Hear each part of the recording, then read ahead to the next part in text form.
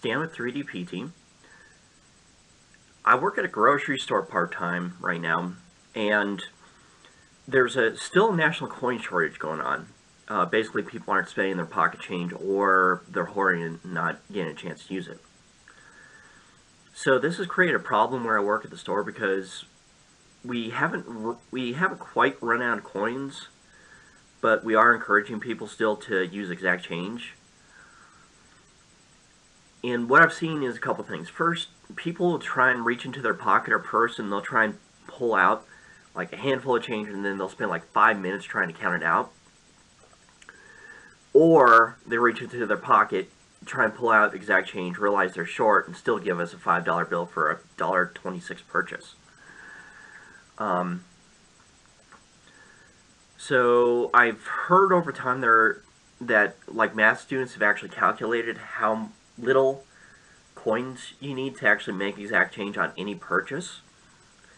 And a YouTube channel called 2 Cents actually did a video on the coin shortage issue and provided a solution for that. And it's called the 1, 2, 3, 4 method. So in the 1, 2, 3, 4 method, you need 1 nickel, 2 dimes, 3 quarters, and 4 pennies, or $1.04 total. And that combination of coins will give you the exact amount you need to get exact change every time. And I was looking online for different ideas, and I found, apart from what they use in Europe for coin trolleys, or push carts, we call them in the US, there's actually a quarter coin holder that was designed by Tosh. It's thing 652062. And it's actually designed to hold 4 quarters for like going to a laundromat. So this is actually close to what I was thinking of, was just a simple little clamp that would just hang from your keychain. And if you print this in something like Armadillo or Semiflex, it would definitely be stiff enough not to come apart, but still flexible enough to use. So it's not tall enough to use it right now for all the coins, but I could easily modify this. So go into TinkerCAD, and I actually imported this, and then in TinkerCAD they actually have pennies built in under the Make at Home library, and these are 2 size. You could also go to the US Mint, and I'll provide a link in the file in my activity that has the links for the sizes of the quarters, dimes, and nickels. And as you do this, what I'm going to do is I'm just going to use the quarters on the top and bottom to cap it off, and I'm going to probably end up pulling this taller, but also just work it so all the coins will fit inside, with the quarters being the end cap for it. So what I did first is, after I downloaded this, I'm going to make a copy of this. I'm going to keep the original off to the side. You always want to do that, because if you screw this up too much, you could just delete and start over, which I've done more than a few times. To modify it, I want to keep this hole the same size, but I need to stack up all the other coins and make sure they're the same. Now for this, you can lock the dimensions, but when you do that, you lock the object to the build plate, so you can't move it. So you have to unlock. And I made these blanks for the quarters, and you can see how it's going to roughly go with like each one fitting inside here. And if I make this transparent, what I want to do is use this one as a cap up here and have all the coins inside this. That way they can't fall out. So I'm gonna have, so right now with 4 coins, 4 quarters is too thin. So now I have to figure out how tall to make it. So I can measure it, or I could just stack the coins up roughly how I want them, and play with my measurements that way. Now the nice thing with this file is it has a rim on the inside to keep the coins from coming out, and you can see the rim here. So I'm not going to try and change that. I absolutely love the design. I just have to expand it to fit what I need. So for this, I want to give some error because sometimes coins get a little bent or warped. So I'm just going to eyeball the height here, and I do want to put a little bit of a gap there, just enough so I can see in between them. And if you need to change your grid adjustment, over here, the snap grid, I dropped it down to a 1/4 millimeter adjustment.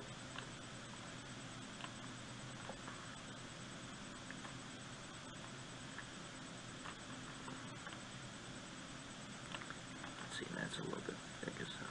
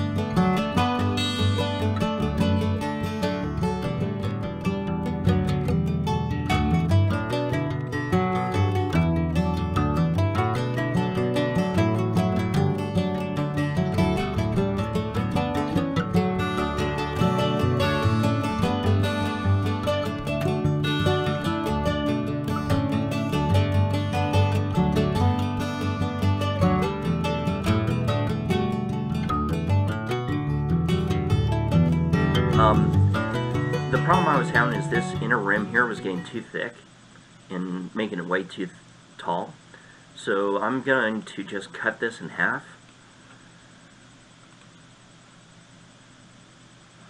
And if I hold the shift key, you can see when I rotate it down how it's supposed to look. Or sorry, rotate it back up. So I'm going to make a tube with this, and you can kind of see here how this is going to be like the top and bottom. And I'm just going to make the cap out of it, and probably have to clean up this part that I cut off up here as well.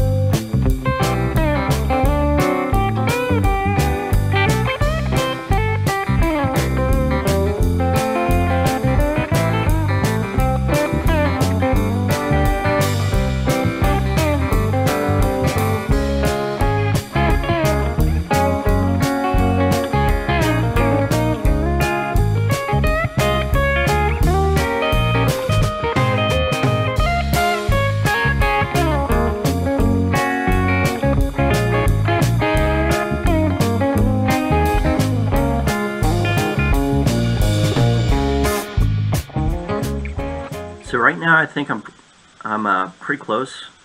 So I made a cylinder, and for the cap here, I'm just going to bring this up just a touch. So if I make this transparent, I can see that right now nothing's aligned, so let me align all this.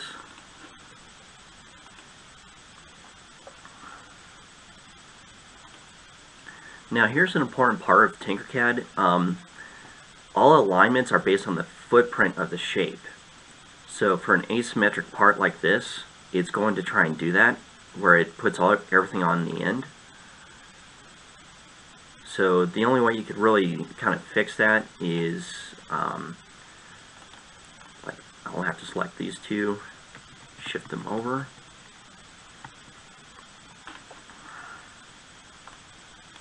Same with the cylinder in here.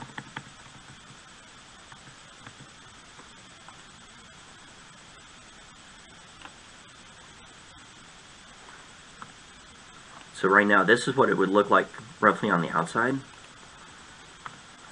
So it's not complete because I still have to kind of fix this gap here. And I'm actually kind of debating how to do this, whether,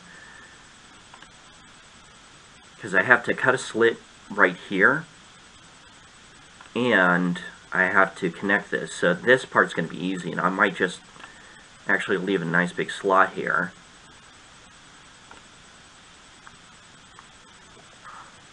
But overall, right now, this whole thing is about 24 millimeters high, which is not bad, because your thumb is about 20 millimeters.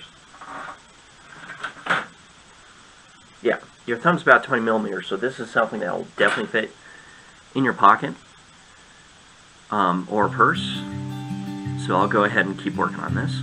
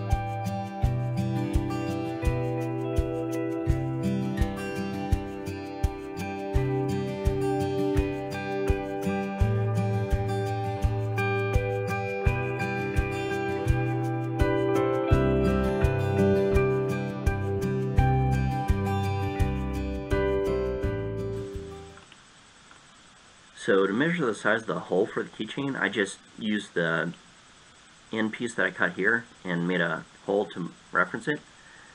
And I'll round the heck out of that. So let's see, let's try.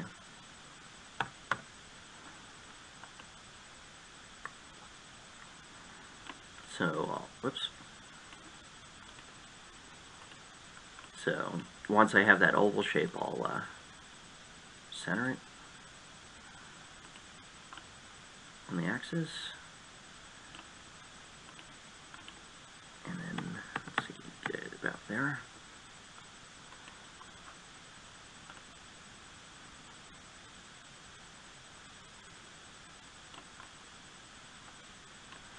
That you've put it all together, make it transparent and put your stack of coins on the inside again.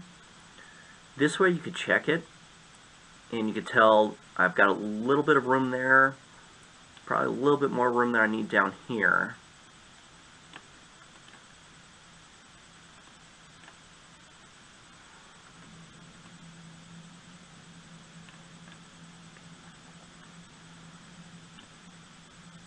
And with this, I could check and make sure the orange coin's just hitting, there's a little bit of gap here. There's a split here, so I could move this part. Now I'm going to print this in TPU or semi-flex. And I didn't put any sort of holders on the inside for the smaller coins, just because I didn't want to try and fiddle with that. And when you're doing with this, it's just supposed to be a small tube that you can carry in your pocket, so it doesn't have to be that specific. So this is will be the design here.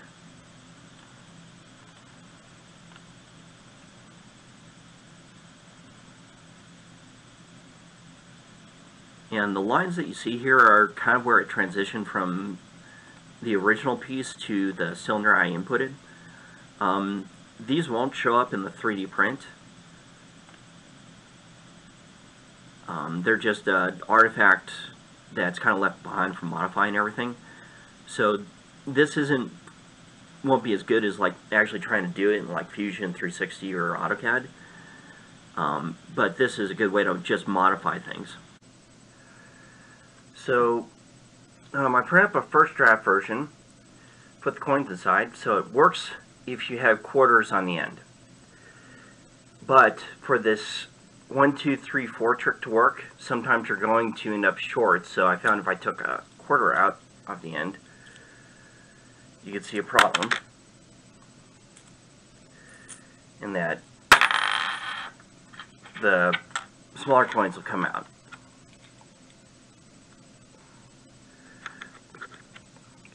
So I did a revision.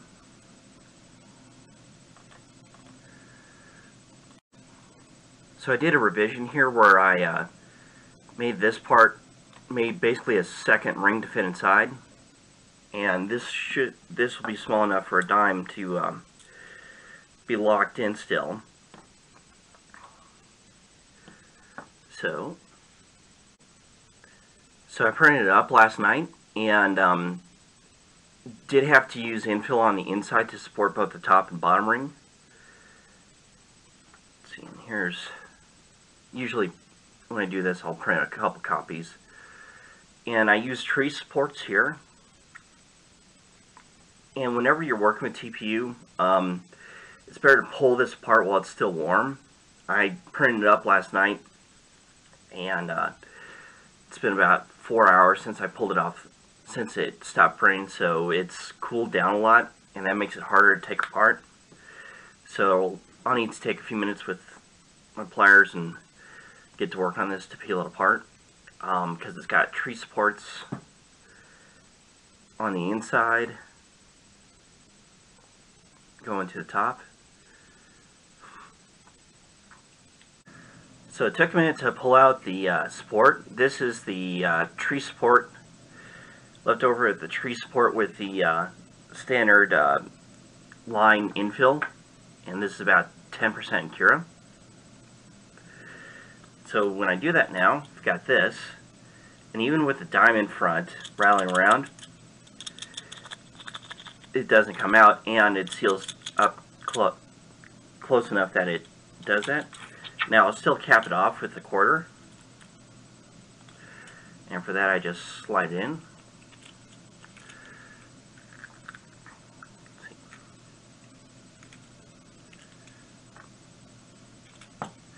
And for a ring, I just got one of these split click rings. So now I can put it on.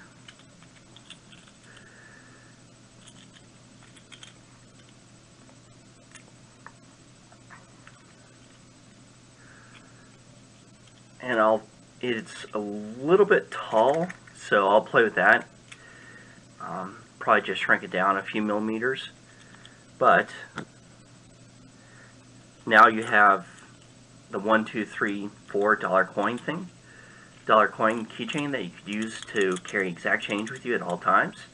And go to the store, you always have this ready. And I'll do like one quick revision just to make it, just scale down the height a little bit. Because looking at the top here, it is putting a little too much slop in TinkerCAD, so I'll bring it down just a bit. But if you want the lesson plan for this, I'll go ahead and put that up on TinkerCAD. Or I'm sorry, I'll put it up on TeacherPay along with some activities you could do for figuring out the dimensions of other coins. So here is how you could go to the store and have exact change with you every time without having a lot of open change in your purse or trying to spend 20 minutes sorting through your pocket for through all the pennies you have. The file and instructions I'll put on TeacherPay, so please visit that, and the link will be in the description below.